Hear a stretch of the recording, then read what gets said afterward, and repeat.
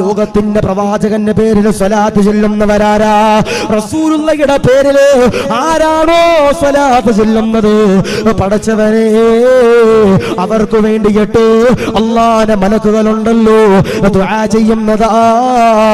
ഇന്ന് വെള്ളിയാഴ്ച രാവാണല്ലോ, ആയിരക്കണക്കാന് സ്വലാത്തുകളുണ്ടല്ലോ.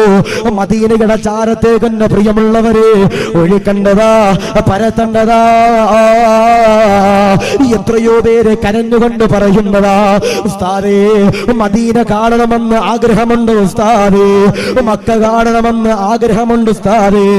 റസൂലുള്ളാഹിയുടെ ചാരത്തേക്ക് കടന്നു ചെന്നിട്ട് അസ്സലാത്തു വസ്സലാമു അലൈക യാ